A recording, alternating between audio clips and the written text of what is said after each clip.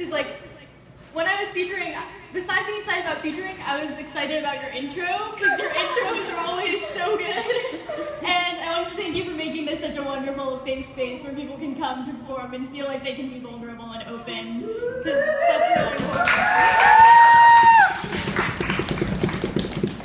And then the last thing is I wanted to give you a little bit of warning, which I have some tremors, so if I randomly start shaking, it'll be over in a few minutes. I might just take a break. And no one really needs to do anything, it just passes on its own. Okay, so my first poem, oh god, my phone died. So do you have my little books? Yeah, Jenny, do you have Riyas books? I can't believe your phone died. Do you want to charge, Riya? No, it's fine. I can read this. So by the way, I'm selling these zines later. It's just pay what you can, whatever that is. So if you want to get one after, you can. So my first poem is called Guts. Once I saw a dead pigeon on the sidewalk in Chinatown, its blood and intestines spilling out like the hot water the coffee maker wouldn't stop pouring. That was it, people explained, a miscalculation. As they walked past, they turned up their noses, a pigeon's wing broken and curled over its chest where its heart should have been, but probably wasn't. When we pass an ambulance on the street, people feel the need to assure me that everything's okay. They know that I'm afraid and I feel too much, but a car wreck on the side of the road, decorated with gurneys, is meant to hollow hearts. So when did we learn to turn our noses up? I remember in elementary school we were celebrating a classmate's birthday. I choked on the food and the teacher yelled at me for standing up. I wondered how she didn't notice, how she didn't understand that she never catched the fear in someone's eyes looking down on them. The next day in English class, she told us to read every piece of the story. Between the lines, all I saw was empty space, but it was screaming for attention. I realized it was room to leave your heart in there, she said. No, that's not what I meant, you've miscalculated. At the movies, me and my friend shared candy. Junior mints were the only thing sweeter and colder than me, so I dissolved them in my mouth. It took 50 reassurances for me to take the last piece. The empty box felt like a loss in my hands. It felt like apologies, another ending I couldn't bear to face, so I threw it away. None of us ever meant to be noticeable. I looked up at a waterfall and I thought it was a painting. I said nothing this beautiful could be real. There isn't enough in the world. But we were so distracted by its beauty, we gave ourselves poison ivy. A simple miscalculation. And since then, I've always kept itching to stop romanticizing beautiful things and putting band-aids on gravestones. I still can't understand when people think of death as an eyesore, pain a miscalculation. It's not coping, it's apathy. The pigeon is going to rot on the sidewalk until someone cradles it in their hands, intestines and all, and uses those guts to say goodbye.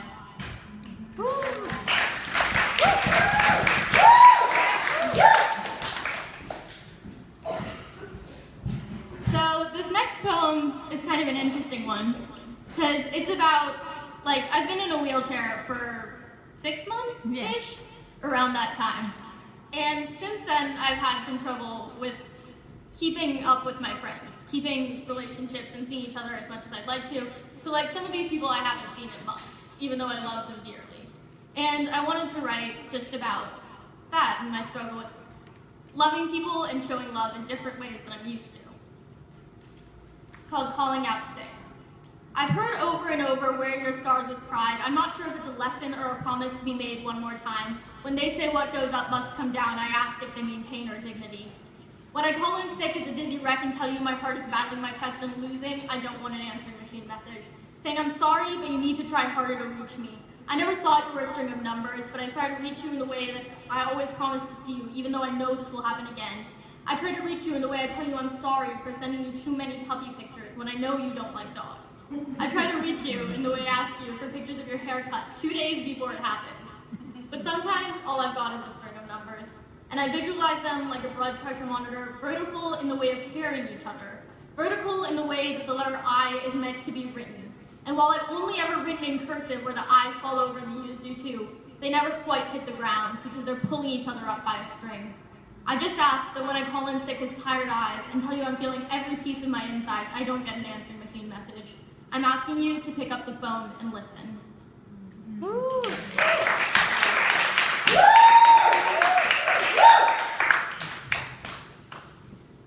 So this poem is called Anita. It's named after one of my best friends. And like Sarah and Janani said, we grew up in a really small school and it was really secluded. And we didn't have a lot of people that we could connect to when talking about oppression. Things those were just things we didn't talk about. And so I met this friend online named Anita, and we started talking. She's East Asian, so we started bonding over similar experiences, and we became really close friends. But over time, I started to realize that when trying to confront all this stuff, we were losing some of our vulnerability because we started putting up these defense mechanisms. So I wanted to write a poem about the process of that. We woke up scared this morning. We didn't know how we could face the mirror when the world wanted us like a silver bullet in the head, although we are golden and a gift to be pierced by. We dull the blades of steel knives against our throats, the words and slurs that said, "You don't belong here," the heart aching in my chest when I heard a 6-year-old boy had to transfer schools because his classmates couldn't take the color of his skin, the heart aching in my chest because that's far from the worst that happens. And you said your throat was a stronger weapon, so whatever we do, they won't forget us, but fuck it.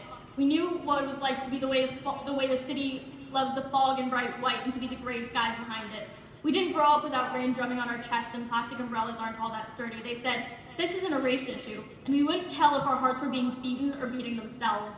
We went to hundreds of movies, and not one of them had a representation of us that was more than a punchline. And to fill in the blanks, we had to pretend we were on a stage. We told half our story, made it silver screen. We went to hundreds of movies, said every day when we wake up, we must be a force to be reckoned with. We worked so hard not to be the punchline. And we were motivated by all things light that could float so easy because it feels like there's a weight in the curve of my nose. We became desperate to feel pretty. So I hold on to anger like a feather because I feel like if I let it go, I might lose something beautiful. Like my love for myself, and it'll blow in the wind and rest delicately on the side of a steel blade saying, test me.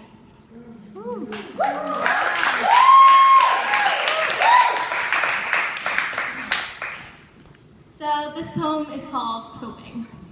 As if we're passing through equations like a standardized math test, solving one problem after another with messy organization, as if there's a pattern and routine, a doctor asks me how I cope with all this. But my life is not a bunch of short stories, it's not in equations or pieces. It's a long entanglement of everything I've experienced and everything I hope to. I wonder if all this means waking up in the morning, or putting on my makeup, or sitting in my wheelchair, or talking to my friends. I wonder if it's the appointment itself, or the few days they were none, or the car ride there, or the repetitive motions of the bird outside. I wonder why, when you put it all together, it doesn't feel like coping, it just feels like living. As if polarizing the good and bad of everything would make it any less whole. How can I love the movie, but not the wheelchair that took me there? How can I hate the pain, but not the bath that made it flare? How can I separate one piece of my life from another? I don't think I cope, but instead I live, understanding that good and bad are not mutually exclusive, understanding that in fact they can't exist without each other, and understanding that even by themselves, each is whole.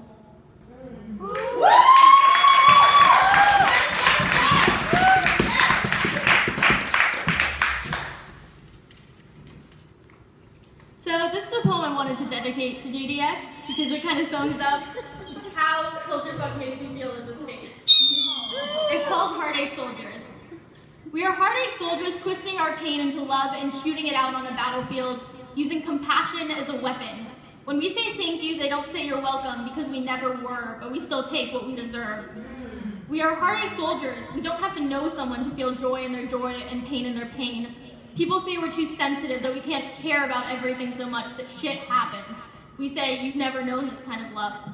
We are heartache soldiers. We wake up every morning with expectations that won't be met and strive for them. We breathe hope in and out like air. We wish for ourselves what we wish for the world and vice versa. We are heartache soldiers and we stand tall and completely out of line.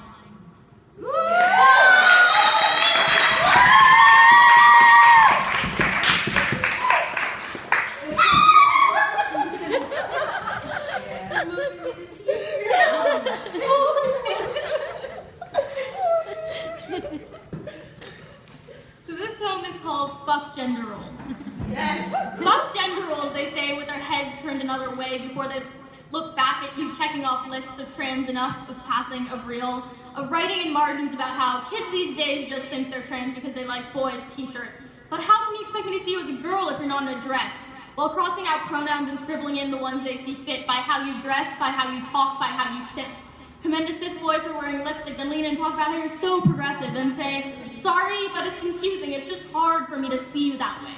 Tell story after story about how they knew from the literal fucking second they were born to make it easier, so you don't have to think or reconsider how you view the people or how you view the world or how you view yourself.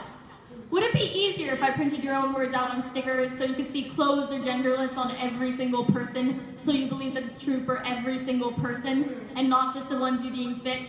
Would it be easier if I forced you to look in a mirror and confront your own slogans, remind you you're only halfway there if you say it but don't believe it? Because it's hard to look how people see fit when nothing fits. And it's hard to look how people see fit when people don't listen. And it's hard to explain myself in clothing when I can't in words. And I don't think getting dressed in the morning should be the only way I demand my respect. Woo.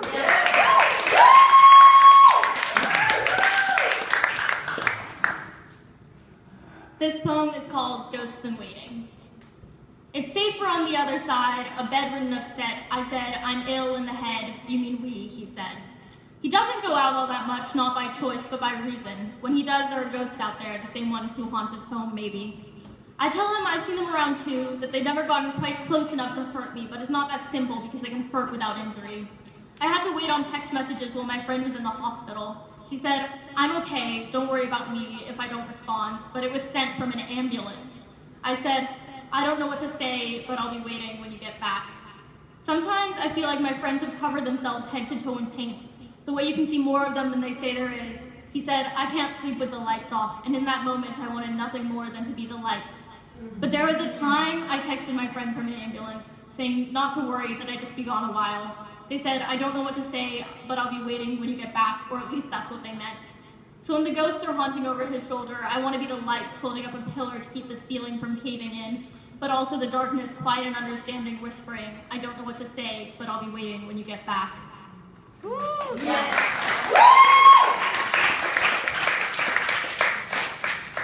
Okay, so I have a couple more, or 3 more. This one's called How to Love Yourself. Step 1, like the girl in class. No, like the girl in class.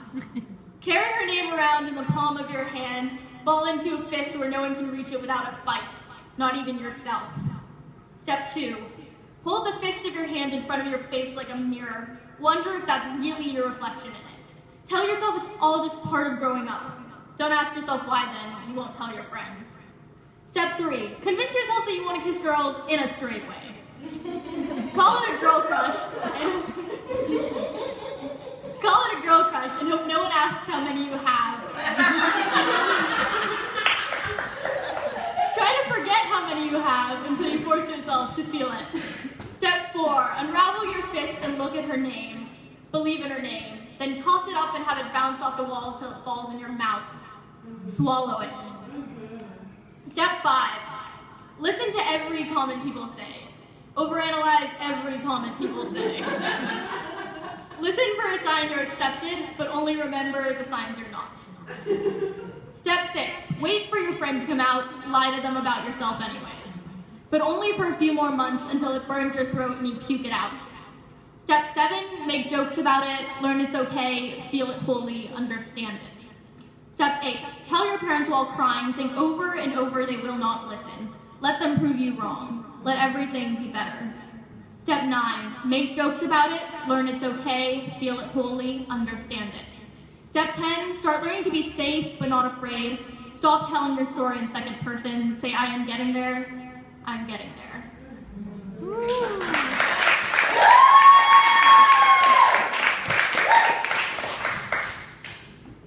Okay, 2 more. I won't keep you guys too long. This poem is called Maladaptive. I truly believe there are a few things that getting licked by a dog can't fix, but maybe I'm one of them. I'm emotionally left-handed in the way I'm never quite right, but no one really batted an eye until they started to suspect it was an anomaly. I've probably tried on more medications than I have pairs of sunglasses, given that the only time I've really worn sunglasses was for a side effect. They asked me if I can tell the difference between light sensitivity and finally noticing the future is bright. They said, recovery is more complicated than you think, but there are few things 1.5 milligrams of Risperdal can't fix. I'm starting to believe I'm one of them. You can tell I don't go to a restaurant often if I haven't both cried and puked in it. I say, that's how I know I like the place. And how can I trust a waiter to serve me safe food if they haven't watched me fear for my life? How fast I chew can be a reassurance of how healthy I am. In the event of an emergency, my mind has practiced me so well to deal with all kinds of fear that I probably just lie on the floor and practice deep breathing. Because the therapist says it can kill the fire in my skin, so it should also blow out the fire on the building. Or else I'll be rating on a scale of 1 to 10 how much it charred my inside, how the solutions for maladaptive behavior become maladaptive, how I can't answer my own questions. I truly believe there are few things posting questions can't fix, though, and I don't think I'm one of them.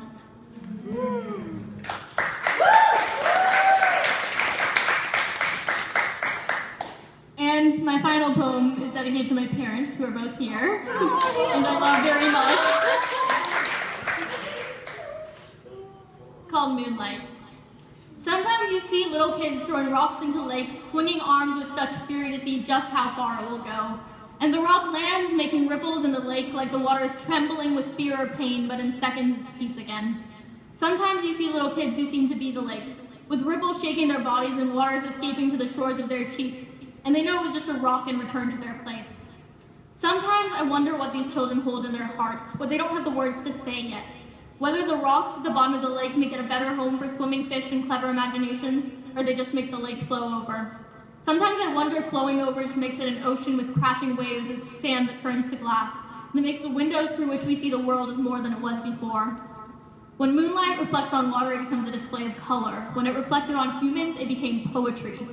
When we saw mountains, we decided we wanted to climb up, maybe because we're brave, but probably because we're hoping for something. The same way the lake found its peace and hope no matter how many rocks were thrown, because there's always something bigger coming.